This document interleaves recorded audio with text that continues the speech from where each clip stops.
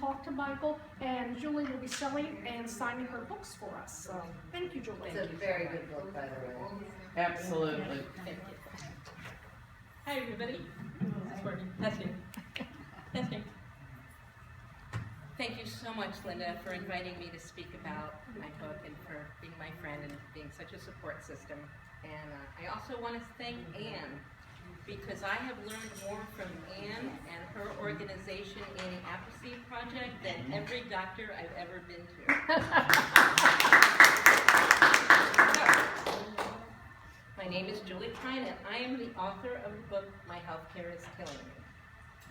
I survived 2 aggressive back-to-back cancers in a row, but that's not what the book's about. The book is about surviving our broken healthcare system.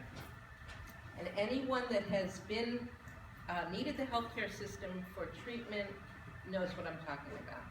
So what happened to me, I'm going to share my story, but it's part of a larger story, and it affects everyone in this country, because eventually we are all going to need to be in the healthcare system. So the first thing I want to talk about is delays that I faced when I was diagnosed. I was first diagnosed with breast cancer. I found the lump myself in October of 2007, and I didn't have my first treatment until February of 2014. Okay, I'm going to repeat that because I want everyone to gasp at this. So, can you imagine I found the lump myself? Halloween, Thanksgiving, Christmas, New Year's.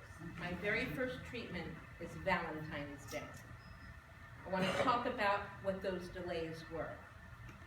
The first delay was I couldn't find an oncologist that took my insurance. What would happen is I would have an appointment scheduled, and I just want to back up and tell you where I was emotionally. I'm 46 years old. For those of you, do you guys know what white coat syndrome is? Okay. White coat syndrome is when you just get nervous going to the doctor. Before I ever was sick, I'm the type of person that would just walk by a doctor's office and my blood pressure would skyrocket. So the thought of having to go to an oncologist at 46 years old is so surreal that, you know, I'm just terrified. So I have an appointment the next day, and I get a phone call the day before my appointment, and they say, I'm sorry, Ms. Pine, you're not going to be able to see this oncologist tomorrow because your insurance is denying the visit. How come? I don't know, you'll have to call them. I call my insurance company, and you guys know the drill. You never talk to the same person twice. You can't get a straight answer. This is going back and forth and back and forth. Hours turn into days. Days turn into weeks. Finally, I get an answer. Do you know what the problem was? The people at my insurance company were looking under O for oncologist. In the insurance world, oncologists are listed under H for hematology oncology. That was my first delay. The second delay would actually be comical if it wasn't so frightening. I needed a test called a MUG-A-scan. A MUG-A-scan to see if my heart was strong enough to withstand the chemo. So I'm all set to go for this test, and you know the drill. I get a call the day before. I'm sorry, you can't come for this test. How come? Your insurance isn't covering it. I call my insurance company. What's the problem? You're not covering this test? You know the drill. I don't get to the first person I talk to. I have to talk to several other people. I finally get someone high enough up the food chain that can explain to me what the problem is. Okay, let me see if I can explain this properly. This person says to me, Julie, you can have the test. It's not that we're not authorizing the test, but you can't have the test in a building that is in any way, shape, or form attached to a hospital or a clinic. You need to have the test done in a freestanding building. Why? Because it costs more. So, my stage 3 invasive ductal carcinoma tumor is spreading like fruit flies, and I am wasting precious time calling insurance company after insurance company asking about, I'm calling facility after facility asking about their structure to see if I can go to a freestanding building. So I finally make it, and I go for the test called the MUG-A-scan. And a week later, I get a phone call, and they said, oh, we're so sorry, Ms. Klein. You've got to come back again because the equipment was broken that day. So I have to retake the MUGA scan. All right, let me tell you a little bit more about what a MUGA scan is. They shoot you up with this radioactive dye, and you are so toxic that you cannot be around other humans for a half hour. You have to sit in an isolated quarantine waiting room away from all other people. How do you think I felt having to take this test twice in 1 week? The good news is I'll never get hit by a car or a truck at night because I glow in the dark.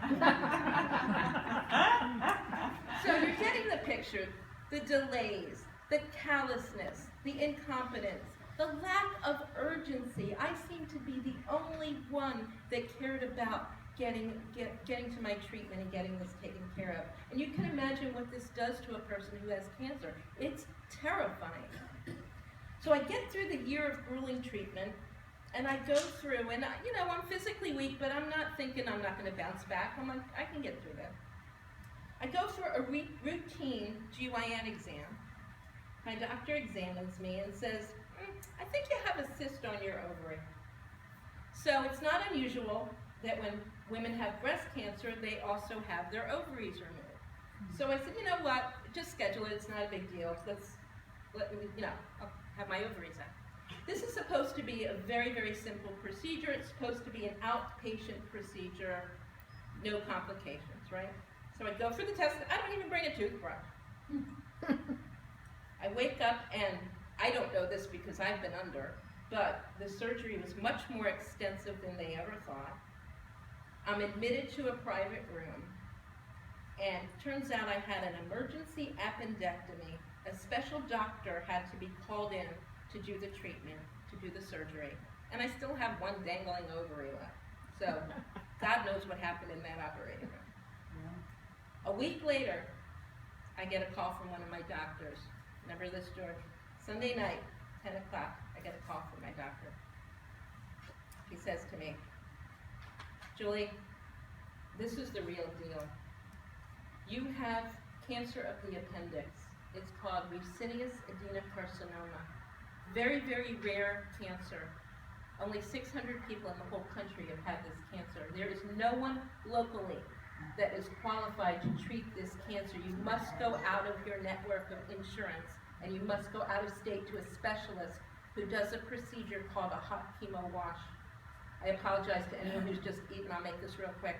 I have to have a third of my colon removed, and during the operation, they put this hot chemo into the origin of where the cancer originated to try to kill any cancers, because when they removed the ovaries, they didn't realize they were dealing with cancer, and it could have spread throughout my digestive tract.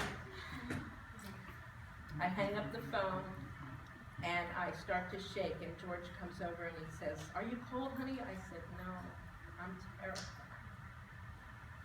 So I follow my doctor's instructions, and I call this professional, and I have to read this because I don't want to miss what she says to me. I call this specialist out of state, and I said, "Yes, I have mucinous adenocarcinoma of the appendix." That rolls off my tongue. "And I would like to make an appointment for a consultation, please."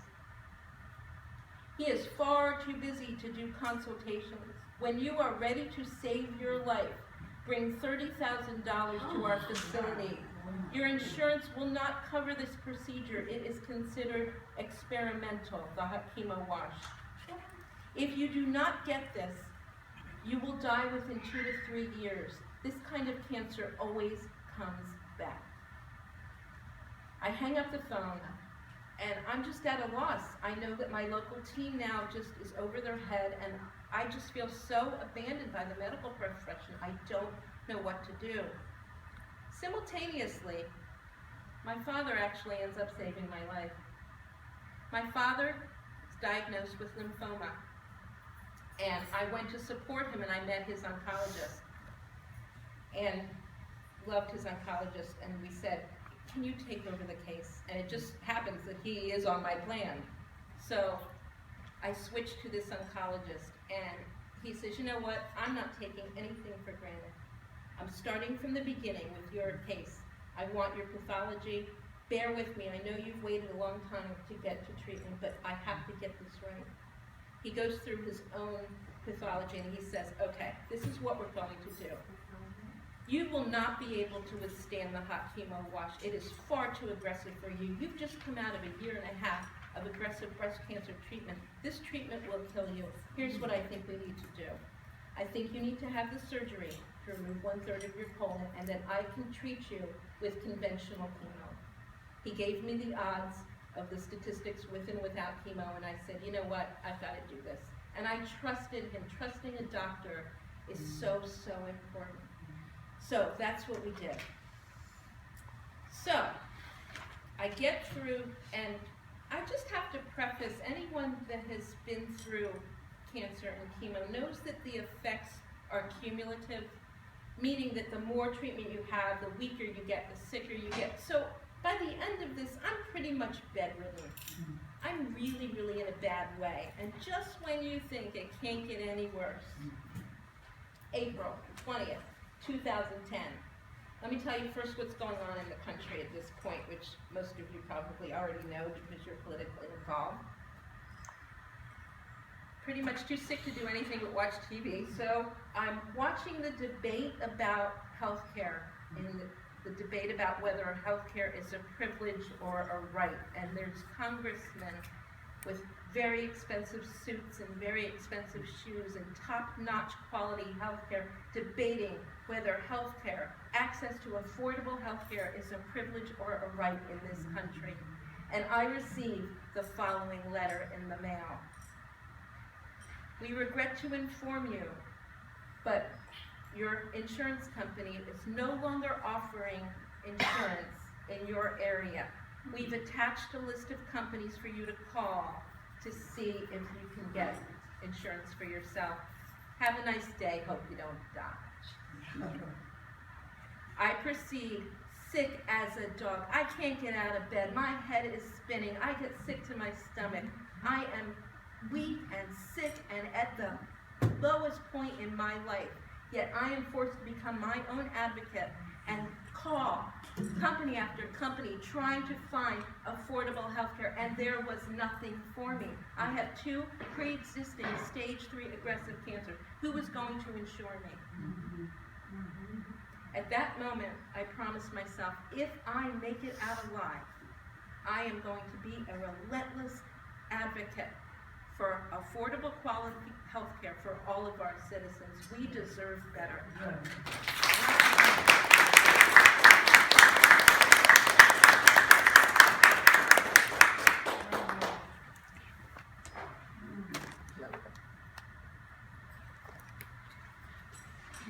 Thank